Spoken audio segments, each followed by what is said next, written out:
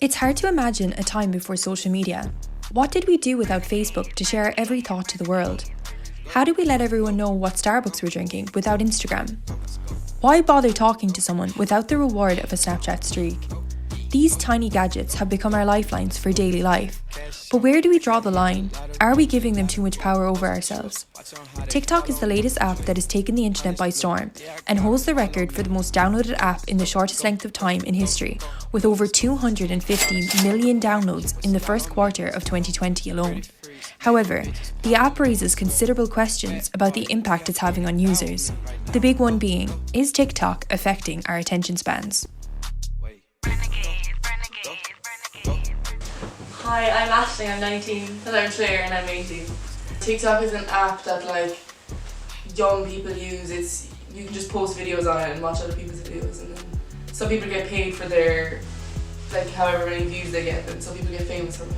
And you can comment and like other people's videos, and then they show up on a universal page for the whole world to see, so that's how people get famous on it. Yeah, as well as making TikToks, you can like and comment. You can send them to other people as well, and you can send them on Snapchat. You can send them through Snapchat as well. So if you find a video relatable or something, you literally send it to your friend. Yeah. And then some of them are so funny Yeah. So the steps to making TikTok, you start off by kind of looking on the For You page, so that's where all the famous people will post. And then you kind of get inspiration from that and choose what songs you like.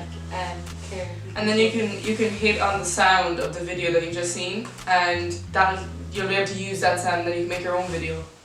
So you just hit on the sound of the thing and say use this sound, and then you'll click on that, and then it'll show up how you're able to record it. And you just start recording, and you can put on timers and stuff, and you can put on a load of effects on your videos and stuff. My name's Whelan, I'm 19 and I suppose I'm an influencer, TikToker, mostly on TikTok, but I do a bit of Instagram and YouTube as well.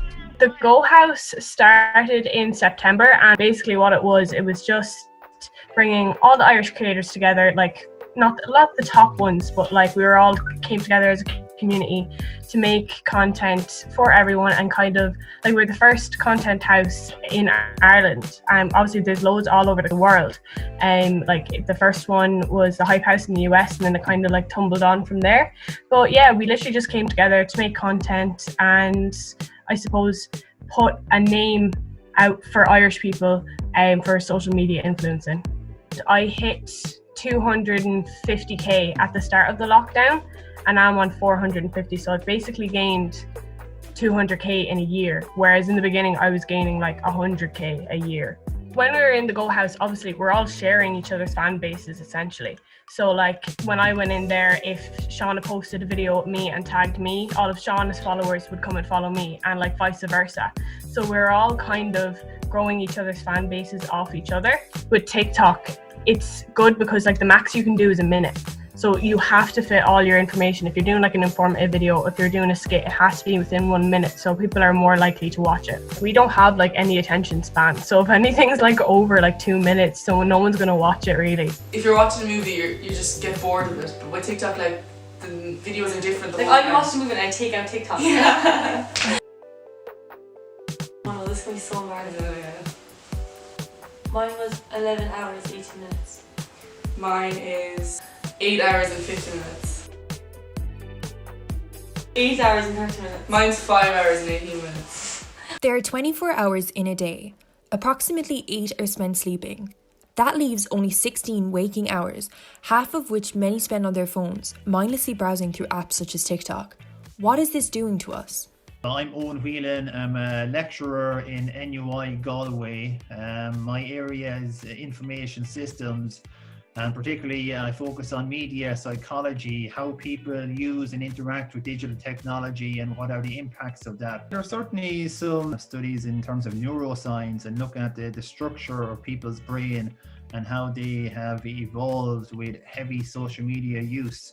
And there is evidence to say that it does actually change the structure of people's brains. When you get a bing on your phone to say you've got a Facebook or a TikTok message or something like that, your brain thinks, well, this is really important. It'll give you a shot of dopamine to go and check that out. So over time, people's structures of their brain change because of that. I'm Richard Roche. I'm a lecturer in psychology department in Maynooth, and like my area is neuroscience. And one of the things I'm interested in is neuroaesthetics. This is the study of how people respond to things that are aesthetically interesting or pleasing or artistic, and what happens in people's brain when they look at pictures or paintings or things like that. The first phase of all of this processing is that our attention has to be engaged. So if something grabs our attention, that's kind of like opening the door to all these other things happening. The brain doesn't like things that are incomplete or maybe in this case uneven. So when they squish it all up, it's sort of very messy. And then that flattening thing is almost like smoothing out the surface. It's like completing the circle nearly. In terms of the visual system, we like things that flash. And in terms of the auditory system, we like things that beep, or like alarms and sirens often go like woo woo woo because they're alternating. So the kind of tapping noise almost is like an alternating, nearly like an alarm. So that grabs our attention. What about the attention of students in class? How is this new technology impacting their ability to concentrate? My name is Della Reidy Fitzgerald. I'm a secondary school teacher. I teach English, history and special needs education, and I'm about 25 years teaching. When I first started teaching, really, technology was very basic.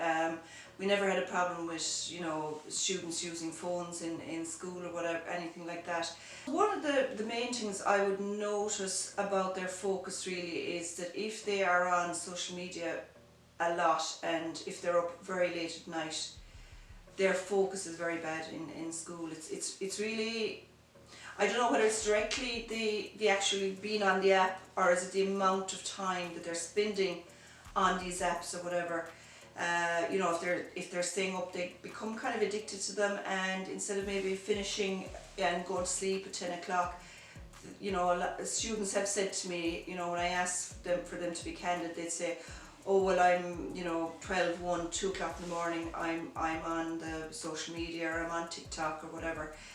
And the lack of sleep definitely affects their concentration.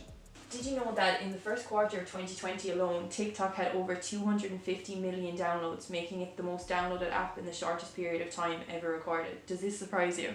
No, not really. Yeah, not really. It just blew up so fast and everyone just downloaded it. Yeah. I'd say I was one of those people. Yeah, everyone's on it. Like there's so many people on it. Like if you're not on it, there's kind of wrong with you.